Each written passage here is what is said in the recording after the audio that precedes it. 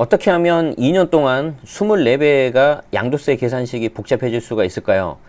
경우의 수가 무려 180 몇 가지가 나온다고 하는데 도대체 이게 무슨 말인지 살펴보도록 하겠습니다. 심지어 세무 전문가인 세무사님들도 포기할 판이라고 하는데 바로 이 내용은 어제 제가 지난 영상에서 말씀드린 거죠. 2023년부터 다주택자 장특공도 이제 최종 1주택 개념이 적용될 수 있다. 라는 거기에 대한 후속 기사입니다. 한국경제고요. 그래서 이거 지난 영상하고 같이 보시면은 훨씬 더 이해가 잘 되실 거고요. 오늘은 제가 기사를 하나 더 가져왔습니다. 당장은 해당되지 않지만 조만간 닥쳐올 기사인데 저는 개인적으로 취득세, 양도세, 보유세 중에서 가장 폭탄은 보유세라고 생각을 하고 있고요. 보유세는 여러분들이 재산세하고 종부세 두 가지만 생각을 하시는데 엄밀히 말해서 보유세는 아니지만 매년 내야 되는 이 종합소득세, 사업소득에 해당되는 이 주택임대소득도 굉장히 폭탄이 될 겁니다. 이게 점점 이제 가시화가 될 것 같습니다. 여기 보시면은 2천만 원 이하도 분류과세가 아니라 종합과세 적용해야 된다. 그러니까 단계적으로 쪼여오는 거죠. 비과세 전면 비과세 폐지, 이제 비과세에서 2천만 원 이하는 분류과세 종합과세 선택인데 2천만 원 이하도 이제 종합과세 해야 되지 않냐. 이런 아직 의견입니다. 그리고 그 다음에 나올 것들도 계속 폐가 있어요. 없는 것 같지만. 오늘 한번 그것도 말씀드려 보겠습니다. 첫 번째 기사 간단하게 보고 두 번째 기사 설명 드려보도록 하겠습니다. 첫 번째 기사는 한국경제에서 가져왔고요. 노경목, 강진규 기자님이 작성해 주셨네요. 2021년 8월 2일 그리고 8월 3일 날 이렇게 수정까지 된 겁니다. 자, 여당 장기보유공제 개편 추진 4개 양도차익 구간별로 44개 경우의 수 각각 적용. 이래서 이제 이게 4 곱하기 44 이렇게 해서 176 거기다가 몇 가지 나온 것 같습니다. 거주기간 못 채우면 13가지 추가. 그래서 여기서 13개 들으니까 189 이렇게 나오나 보구나. 정부, 이제 제가 이 기사를 봤을 때 가장 슬픈 게 이거였어요. 정부 안에서도 너무 복잡해서 세금 내라고 할 자신이 없다. 이거는 어떻게 보면 그 최후의 보루가 무너진 거예요. 특히 양도소득세는 이제 신고납부 제도라고 해가지고 성실납세 유도를 하기 위해서 이제 과세 그 납세자 분들이 우리 같은 사람들이 스스로 신고를 해가지고 하는 거거든요. 물론 거기에 대해서 잘못하면 세금을 더 내세요. 그리고 경우에 따라서는 환급도 해주긴 하는데 그 말은 무슨 말이에요? 정부는 그래도 다 알고 있다는 거잖아요. 이제 과세 당국이니까. 그런데 너무 복잡해서 세금 내라고 할 자신이 없다? 이러면 너무 좀 슬픈 이야기죠. 자, 어떤 내용인지 이제 광고 없애고 보겠습니다. 고가주택 기준은 상향을 하지만 부자 감세는 하지 않겠다. 바로 이 멘트 하나 때문에 이렇게 굉장히 꼬였다는 겁니다. 2일 발표된 더불어민주당의 장특공 제도 개편안은 이처럼 다소 모순적인 정책 아래 만들어졌다. 고가주택은 9억이었는데 12억으로 기준을 상향을 했죠. 그랬는데 그렇게 했더니 일부 내부에서 반발이 나오니까 그러면은 양도 차익별로 좀 장특공을 축소시켜 가지고 이렇게 좀 희한한 결과가 좀 나와버린 거죠. 그 말입니다. 세금 폭탄을 의식하는 수도권 의원과 친서민 선명성을 유지하려는 친문 의원들 사이 타협의 결과물이다. 이에 따라 고가주택 기준은 9억에서 12억으로 상향됐지만 장특공 제도는 완전 누더기가 됐다. 아주 이제 한국 경제에서 딱 꼬집어서 세 줄로 끝내버렸네요. 자, 1가구 1주택자 양도소득세 부과 경우의 수 2008년은 18개에 불과했는데 2019년 8개로 줄었고 2020년 21개로 늘었고 2021년 57개가 됐다가 소득세법 개정 이후에는 189 아까 딱 나왔던 요거지 않습니까? 지금 189개 제가 계산기로 친 거 여기 나옵니다. 국세청과 유동수 의원실 자료 이렇게 나왔고요.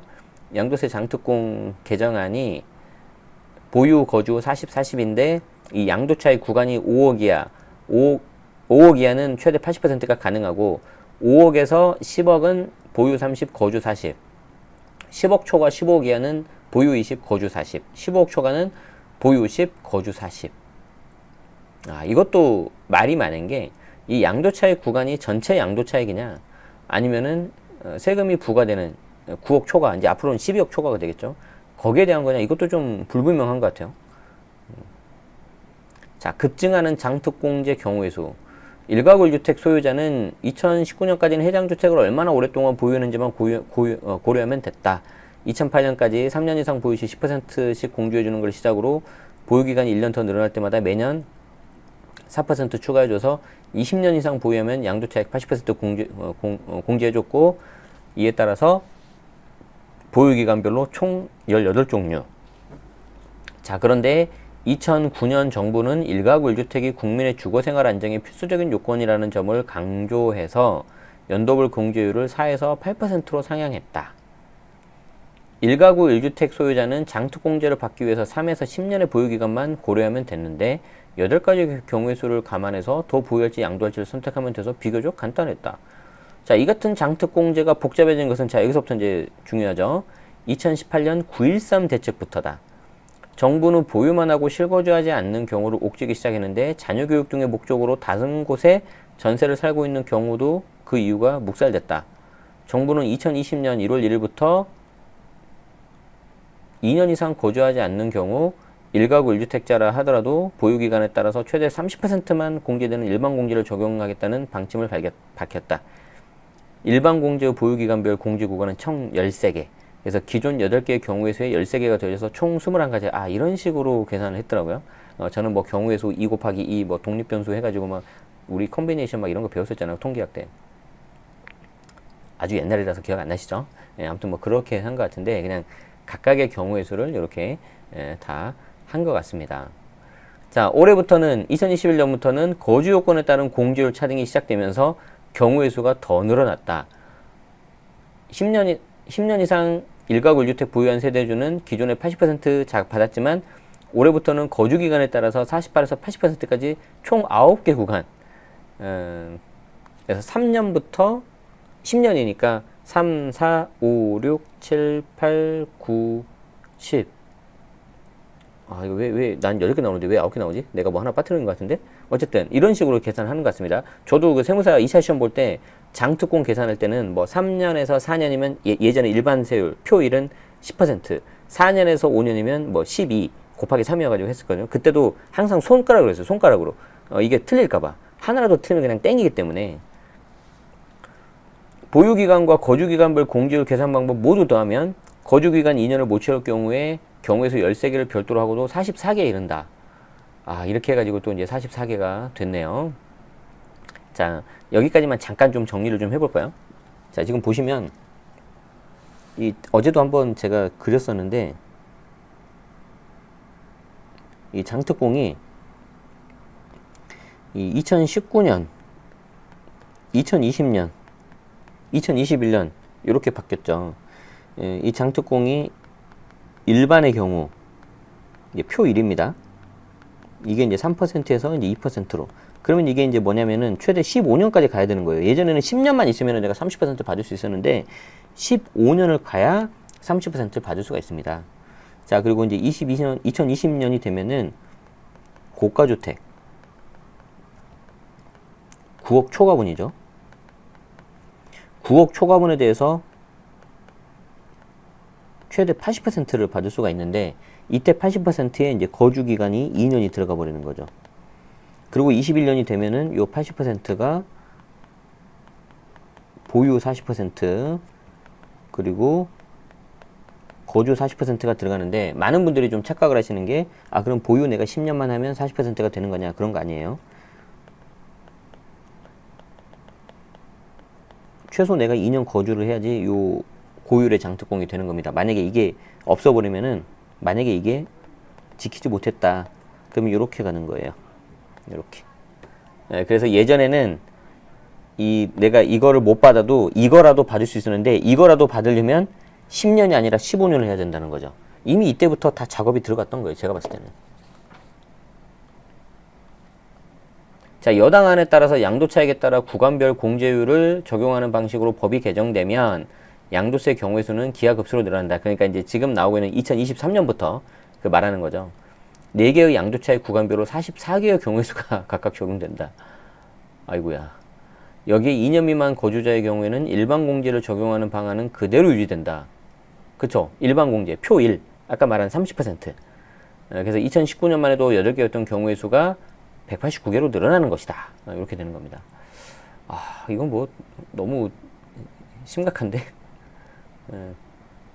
자, 구체적으로는 보유기간에 따라 8개로 나뉘었던 공제율이 양도 차익에 따라 나뉘기 때문인데, 기존에는 보유기간만 다 채우면 최대 40%였거든요. 하지만 법 개정안에 따르면 양도 차익을 기준으로 5억 이하 최대 40, 5억에서 10억은 30, 10억에서 15억은 20, 15억 초과 10%의 공제율이 적용된다. 거주기간과 보유기간을 모두 10년 이상 채우면 지금까지는 80%인데 양도 차익이 15억을 초과하면 50%까지만 받을 수 있게 된다. 자, 이게 중요한 게 이겁니다. 이 같은 내용은 법 개정안 통과 이후 매입한 주택부터 적용한다. 그러니까 고가주택 양도 장특공 축소 요거 있지 않습니까? 요거 양도 차익 구간에서 차등하는 거, 이걸 이렇게 내리니까 반발이 되게 심했어요. 내가 기존에 실거주하는 거에 대해서 뭐가 잘못했냐. 그러니까 이제 살짝 좀 한 발 물러선 거죠. 신규로 취득하는 거에 대해서만. 그런데 이것도 어떻게 보면은 좀 여론을 의식하면서 기존에 있던 거를 좀 매도하게끔 하는 그런 거인 것 같아요. 어쨌든 신규로 취득하는 것만 들어간다는 거, 이거 잘 알아두시기 바랍니다. 다주택자가 1주택자가 되는 경우 장특공을 적용하는 기준도 바뀐다. 이제 이게 논란이 되고 있는 거죠. 현재는 해당 주택을 취득한 시점을 기준으로 해서 중간에 주택을 추가로 사거나 팔더라도 전체 기간을 가지고 따지는데, 23년 1월부터는 1주택자가 된 이후부터 장특공을 적용한다. 그러니까 최종 1주택 비과세하고 이제 비슷해지는 거죠. 아무리 올해 주택을 보유했다 하더라도 중간에 보유한 주택을 2022년에 팔았다면 23년부터 보유기간이 산정되는 거다. 마치 이거 무슨 뭐 주온 글씨인가요? 한 번이라도 다주택자인 기간이 있다면은 그 기간만큼 이제 인정을 안 해주겠다라는 건데, 낙인 효과라고 하죠.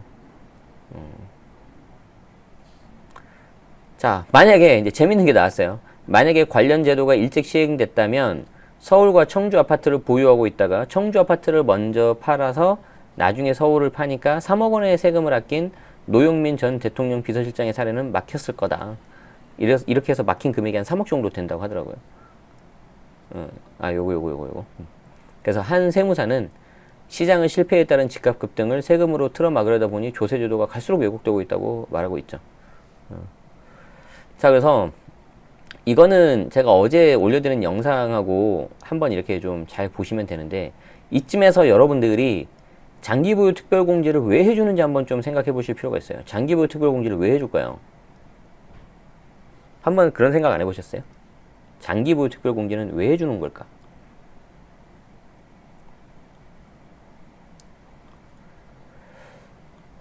제가 이거 관련 기사를 제 블로그에 쓰면서 마침 그때 클래스 101 이렇게 강의자를 준비를 하면서 뭘 좀 찾고 있었거든요. 왜 1주택자들한테는 비과세라는 큰 혜택을 해주는 걸까? 거기에 대한 뭔가 이유가 있을 거 아니에요. 취지라는 게.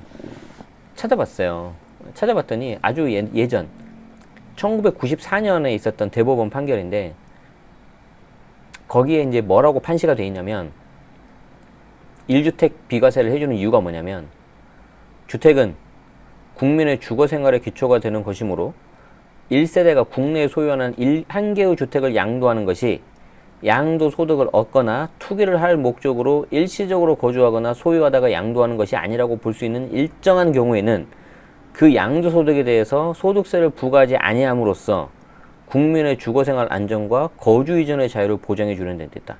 그러니까 목적이 두 개죠. 주거생활의 안정과 거주 이전의 자유를 보장해 주는 데 있다. 물론 예외는 있습니다. 그걸 통해서 투기를 할 목적으로 일시적으로 거주했거나 소유했다. 그런 경우라면은 안 되겠지만, 그런 게 아니라면 주거생활 안정과 거주 이전의 자유를 보장해 주는 데 있다. 자, 그런데 1주택자, 그냥 계속해서 1주택을 갖고 계신 분들이 투기를 할 목적으로 했다는 걸 어떻게 알 거예요? 그러니까 일반적인 경우라면 이런 게 없다고 봐야 되겠죠. 그래서 중요한 거는 요거죠. 국민의 주거생활 안정과 거주 이전의 자유를 보장해 주려 하고 있다. 왜 그럴까요? 내가 지금 5억에 샀던 집이 10억이 됐는데, 그 10억짜리 집을 팔고 그동안 내가 모았던 돈 한 2, 3억을 더 보태서 좀 더 좋은 집으로 가고 싶을 때, 그 10억의 집을 팔았을 때 거래 비용을 내가 내더라도 그 10억이라는 자산 가치가 좀 온전히 보존이 돼야 되잖아요. 그런데 중간에 집값이 오른 것도 있지만 기본적으로 집값이 올랐을 때 기본적으로 오르는 게 있죠. 뭐죠? 인플레이션, 물가 상승률. 그만큼은 오르잖아요. 이거는 모든 재화에 다 통용되잖아요. 예를 들어서 지금 김밥 1,000원짜리 있어요? 내가 5억에 사서 10억에 됐는데 아니 그러면은 5억짜리로 돌아가야 되는 거 아니냐라고 말씀하시는 분은 마치 뭐랑 같냐면 김밥집에 가서 3,000원짜리 김밥 팔지 마시고 1,000원에 파세요라고 말하는 거랑 똑같은 거예요 지금. 아무튼 이제 거기에 이제 물가 상승률도 들어가고 자산가치 상승분도 들어가고 뭐 이게 뭐 투기꾼이 뭐 투기꾼 올렸다고 합시다. 투기꾼 올렸다고 합시다. 투기꾼 올린 거 있고 정부가 또 올린 것도 있겠죠. 정책 실패로. 그게 종합적으로 합쳐지니까 5억짜리가 10억짜리 된 거잖아요. 자, 그런데 어찌됐든 간에 그거를 다 칼로 발라낼 수가 없잖아요. 그런데 그 10억짜리 집을 내가 팔았을 때 갑자기 그 금액이 10억이 아니라 9억 8억으로 떨어졌다. 그럼 내가 돈을 보태더라도 더 좋은 데로 못 가는 거예요. 그러면은 거주 이전의 자유 보장이 안 되는 거예요. 이게 헌법에서 보장하는 거를. 그렇기 때문에 일시적 이주택 비과세라는 게 있고 장기 보유 특별 공제에 대해서도 최대 80%가 해주는 것이고 9억 초과분에 대해서 그렇게 하는 거라고 저는 알고 있습니다. 그렇게 배웠고 교수님들한테. 그런데 그런 것들이 지금 많이 흔들려가지고 저도 굉장히 좀 힘든 그런 상황입니다. 자, 그런데 여기까지만 하고 딱 마무리해도 될 것 같은데 하나만 더 보도록 하죠. 주택임대소득 2천만 원이어도 종합과세 적용해야 되는 거 아니냐. 자, 이게 도대체 무슨 소리냐 이게. 이거는 이제 한국세정신문이라고 있는데 아주 이제 이쪽으로 특화된 언론사예요. 여러분들 아마 잘 안 보실 거예요. 2021년 8월 2일자 등록된 내용입니다. 그래서 국회 입법조사처에서 2천만 원 이하 임대소득 분리과세로 부작용이 크기 때문에 왜 부작용이 크냐면 소득세 과세 체계가 복잡하고 조세 형평성이 문제가 되고 다운계약서 등 탈법 행위가 유발되기 때문에 단기적으로는 일정 구간 비과세하고 중장기적으로는 완전 종합과세 바람직하다 이런 의견을 냈어요. 도대체 뭔 소리인지 한번 보도록 하죠. 주택임대소득 여러분들 아시죠? 내가 임대를 하고 있으면은 거기에 대해서 소득이 발생을 하고 수익금액이 발생하는데 이제 그에 대해서 세금 내는 거 아니겠습니까? 당연히 소득 있으면 세금 내야죠. 자, 분리과세를 허용 중인 현행 주택임대소득 과세 체계로 인해서 소득세 과세 체계가 복잡해지고 고소득자의 세부담이 소규모 주택임대 사업자보다 감소되는 등 조세 형평성을 해칠 수 있다는 지적이 제기됐다. 그런데 제가 다른 건 잘 모르겠는데 분리과세 때문에 과세 체계가 복잡해졌다고? 분리과세는 말 그대로 분리과세하고 종결되고 끝나는 거거든요. 예를 들어서 여러분들이 만약에 저 말이 맞다면 지금은 잘 안 하시겠지만 적금 있잖아요. 적금. 내가 적금 같은 거를 넣었을 때 100만 원 넣어서 이자가 뭐 예를 들어서 10만 원이 붙었다. 뭐 그럴 리 없는데 그냥 가정하는 거예요. 10만 원이 붙으면은 그 이자 10만 원 전체 받아요, 안 받아요? 안 받죠. 그 10만 원에서 얼마 떼고 남은 금액만 받지 않습니까? 15.4%. 은행에서 원천 징수하고 분리과세하고 끝내기 때문에 여러분들이 별도 세금 신고 안 하는 거예요. 만약에 저거를 다 종합과세 한다 그러면 여러분들 매해 5월 달마다 종합과세 신고 다 해야 돼요. 별도 여러분들 신고 다 하셔야 되고. 분리과세가 반드시 그렇게 복잡한 건 아닌데 좀 그러네요. 한번 보죠. 자, 현행 분리과세 기준이 주택임대소득 2천만 원 이하로 설정됐기 때문에 임대소득 2천만 원 넘지 않기 위해서 다운계약서와 이면계약 또는 탈법행위가 발생할 수 있는 우려도 제기됐다. 그러니까 이거는 그렇게 할 수 있죠. 충분히 나올 수 있는 얘기예요. 근데 어떤 것 때문에 과세 체계가 복잡해졌다는지 제가 잘 모르겠어요. 자, 주택임대소득 과세 기준은 이렇게 나오죠. 자, 과세 요건, 주택수 기준인데 이때 주택수는 부부합산 주택수입니다. 여기 표시되어 있죠. 소유 주택수는 부부합산해서 계산한다. 그래서 부부합산해서 1주택, 2주택, 3주택 이렇게 나가는 겁니다. 그래서 1주택 같은 경우에는 월세, 보증금 전부 다 비과세. 하지만 이 월세가 만약에 기준 시가가 9억이 넘는 고가주택이다. 그러면은 내가 세금 내야 되는 거고요. 1주택이라 하더라도. 2주택 같은 경우에는 과세인데 왜 비과세라고 표시되어 있지? 주택수가 2주택이면 월세 과세죠. 여기 지금 선이 하나 이렇게 더 들어가야 돼. 이렇게 선이 이렇게 들어가야 돼. 선 빠뜨렸어요 지금 내가 보니까. 국세청 주택과 세금이라고 이거?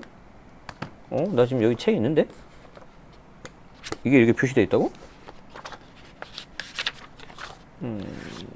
이거 이렇게 돼 있을 리가 없는데? 죄송해요. 한번 본 김에 한번 보죠. 여기 여기 나오는데? 134페이지. 아, 여긴 이게 잘못됐네. 이 주택과 세금채는 잘 돼 있잖아요. 여기 이렇게. 여기 선 이렇게 돼 있잖아요. 이렇게. 지금 이게 잘못됐네. 우리 이런 것도 그냥 못 지나가죠. 또 이렇게. 틀린 건 말해줘야지. 이거 잘못됐어요. 여기 선이 이렇게 들어가야 되죠. 이렇게. 3주택 이상이면 월세 보증금 전부 다 과세에 들어가죠. 그리고 나서 여기서 나온 수익 금액이 2천만 원이 안 넘으면 종합과세와 분류과세 중 선택이 가능하고, 원래 이제 2018년까지는 비과세 아니었습니까? 2천만 원 넘으면 무조건 종합과세, 전액 종합과세인데, 종합과세와 분류과세 중 선택하니까 과세체계가 복잡했다고 하는데, 아니 그래도 이거는 국민의 권리인데 그 권리를 그냥 복잡하다고 없애면 되나요, 이게? 어쨌든 국회 입법조사처가 2일 발간한 이슈 분석을 통해서 분류과세 체계의 문제점을 제기한 데 이어서, 그러니까 분류과세 체계가 뭐가 문제라는 거죠?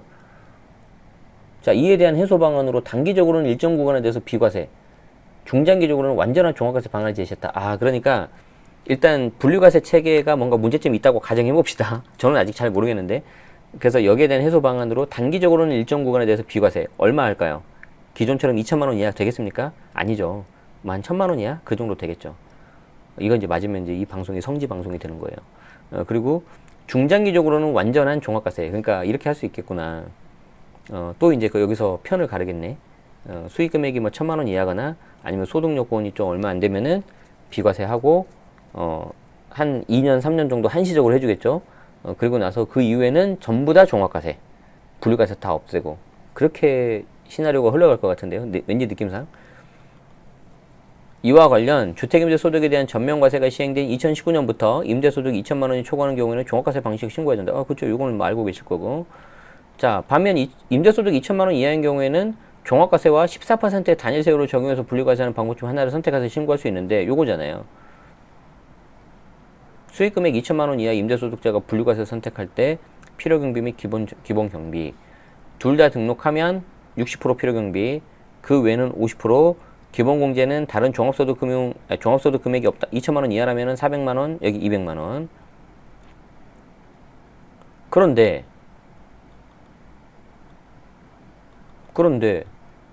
그래, 뭐 이거는 세액 감면율 30%, 장기 일반 임대주택금 75%, 이거 이제 세액 감면, 이제 세금 자체가 줄어드는 거예요. 이거는 뭐 그렇다 치고. 그래서 세무서, 지자체 모두 등록한 소규모 주택임대 사업자의 경우 실질적으로 1,300만 원까지는 세금이 없다. 그 이상 소득에 대해서 분류과세 및 종합과세를 해야 되는 문제가 발생함에 따라서 과세체계를 복잡하게 만들고 있다 지적했다. 아니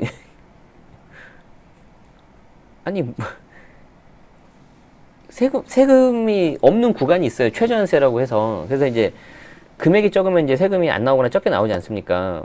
그럼 당연히 없으면 없는 거고, 그게 넘으면 이제 세금 내야 되니까 그에 따라서 분류과세 또는 종합과세 하면 되는 건데, 이게 이게 어떤 식으로 복잡한지가 구체적으로 안 나와 있는데요. 분류과세 적용은 주택임대소득 이외의 상당한 규모의 근로소득과 사업소득 등의 종합소득이 있는 고소득자의 세부담 강도를 상대적으로 크게 한다. 소규모 주택임대 사업자의 조세 형평성을 야기할 수 있다. 그러니까 이제 분리과세라는 거는 말 그대로 그 개인 해당 명의자의 다른 소득하고 합산이 되지 않아요. 근데 이게 현재 나와 있는 법이니까 그에 맞춰서 합법적으로 절세할 수 있는 요지가 있는데, 뭐 그게 싫다는 건가?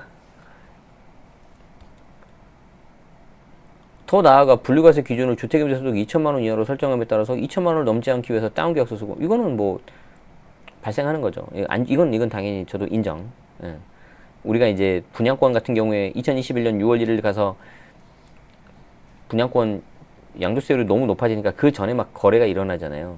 근데 이거는 비단 우리나라뿐만 아니라 전 세계 동서고금을 다 막론하고 똑같은 텐데.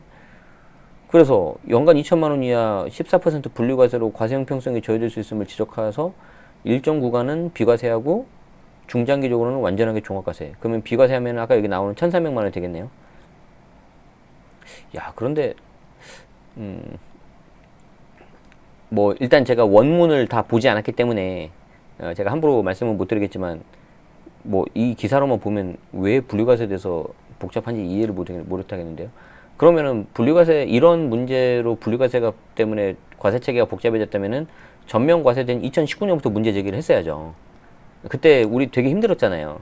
계산하기도 힘들고 다 세무사 찾아다니고. 해외 주요국들의 경우에도 기본적으로 종합과세하고 있음을 전제하며 우리나라 임대소득은 사업소득 규정되고 있기에 종합과세가 원칙이라고 강조했다. 해외 주요국들 경우에도 양도소득세가 75%까지는 간 적이 없기 때문에 그렇게 좀 했으면 좋겠네요. 라고 여기 밑에 제가 하얀색으로 좀 적고 싶네요. 이럴 때만 해외 주요국들 사례하면 어떡합니까? 자, 어쨌든 오늘은 제가 좀 특별하게 두 번째 기사까지 두 개 기사를 좀 살펴봤는데, 두 번째 기사는 당장은 아닌데 조만간 뭔가 좀 액션이 나올 수도 있을 것 같다라는 생각이 좀 느낌이 좀 싸하게 들고요. 지금 이 표 여기 이제 선이 이렇게 그어져야 된다고 하지 않았습니까? 1주택 같은 경우에는 월세 보증금 비과세고 2주택 같은 경우에는 월세고 보증금에 대해서 비과세인데 2주택 같은 경우에도 보증금에 대해서도 곧바로 과세하는 것도 나올 겁니다. 이거는 뭐 안 봐도 비디오예요. 왜 그러냐면 이게 이제 임대인, 임차인 다 죽이는 거거든요. 임대인 같은 경우에는 주택수 두 개인 경우에 전세 같은 경우에는 싹 다 비과세기 때문에 말들이 많잖아요. 고가 전세에 대해서 이게 봐주는 거냐. 근데 거기에 대해서 과세할 수 있고요. 그러면 이제 뭐가 문제냐면은 거기에 대해서 세원이 노출되면은 임차인 중에서 고액 전세에 한정합니다. 고액 전세 중에서 자녀들한테 그냥 전세금 주는 사람들 많이 있죠. 자녀 그래도 좀 도와주려고. 그분들에 대한 자금 출처가 훨씬 더 이제 늘어날 겁니다. 그래서 요것도 약간 폭탄 중에 하나예요. 자, 한번 이제 요거는 두 번째 기사는 좀 예측 기사로 여러분들이 어떻게 진행되는지 한번 여러분만의 한번 시나리오를 만들어 보시고 잘 맞는지 안 맞는지 테스트를 해 보시고요. 첫 번째 기사는 제가 전에 지난 영상에서 올려드린 거 약간 후속 보충 개념이기 때문에 같이 보시면은 좀 시너지가 날 겁니다. 그리고 이제 그 이후에 이제 벌어지는 것들 지금 전부 다 뭔가 확정되고 그런 건 아니잖아요. 그래서 뭔가 확정이 되고 추가적인 내용이 나오면은 제가 발빠르게 여러분들한테 알려드릴 테니까 구독하시고 알림 설정까지 해주시면은 편하게 받아보실 수가 있을 것 같습니다. 방금 자연스러웠죠? 뭐 좋아요까지 눌러주시면 더 감사하고 나는 그 알림 설정 맞춰서 보는 것도 힘들고 좀 제네시스한테 좀 질문도 좀 하고 싶고 좀 뭔가 더 깊숙한 이야기를 듣고 싶다 하시는 분들은 멤버십 제도도 한번 고려해 보시면 감사하겠습니다. 네, 그리고 이제 클래스 101에서는 지금 열심히 준비하고 있는데 제가 요즘에 맨날 야근해요. 그래서 저희 애가 야근이란 말을 이제 배워버렸어요. 아빠 오늘도 야근해 막 그러는데 나름 그래도 좀 약간 힘들긴 하지만 재밌어요. 제가 우리 지난 멤버십 특강 지난달에 아마 제가 책 소개해드렸던 것 같은데 김영석 교수님의 그 100년을 살아보니 그 책 있죠. 연세대학교 명예 교수님. 그분 책에 이제 고통 있는 사랑이 행복이었다 그랬잖아요. 그래서 대표적인 게 이제 자녀 양육 뭐 그런 거였는데 저도 뭐 굉장히 공감을 했고 그 고통 있는 행복 중에 뭐 고통까지는 아니지만 이렇게 밤에 막 늦게까지 야근도 하고 하루 종일 컴퓨터에 있어서 강의 자료 만드는 것도 재밌는 것 같아요. 그래서 어제 막 와이프한테 그 이야기 했어요. 나는 노트북 한 대랑 커피 한 잔만 있으면 그냥 이 세상의 모든 게 다 내가 다 가진 것 같아. 가장 행복해. 그 말 하니까 와이프가 웃더라고요. 그래서 그런 것도 제가 나중에 보여드릴 테니까 한번 참고하시고 특히 이제 여기에 이제 코칭권이라고 있어요. 코칭권은 이제 여러분들이 질문 남겨주시면 거기에 대해서 이제 개별 1대1로 피드백 드리는 건데 제가 이제 많이는 못해서 50명으로 그냥 한정 짓자고 했어요. 클래스 원어원칙하고 얘기해가지고 갖고 좀 많이 그래도 좀 신청해 주신 것 같아요. 그래서 필요하신 분은 참고해 주시기 바랍니다. 네, 자 오늘 여기까지 하도록 하겠습니다. 시간은 잘 맞춘 것 같고요. 저는 오늘 또 직방 촬영이 있어서 아까 보여드린 닭가슴살 샐러드와 어린이 김밥 맛있게 먹고 또 촬영 열심히 하러 가겠습니다. 촬영하고 나서는 또 저만의 시간이 있어서 저 혼자 어디 쇼핑하러 갈 겁니다. 제가 좋아하는 전자제품을 보러 갈 거예요. 뭔지는 나중에 알려드릴게요. 기회 되면 저희 커뮤니티 게시글에도 알려드리도록 하겠습니다. 여러분, 날씨가 그래도 아침에는 좀 선선하더라고요. 비 왔다고. 오늘 아침에도 운동 나가니까 되게 선선하고 좋았습니다. 낮에는 좀 덥지만 건강관리 잘 하시고요. 음식 맛있게 잘 드시고 몸보신 하시고, 자이TV 올라오면 바로 공유 드리도록 하겠습니다. 네, 이렇게 하겠습니다.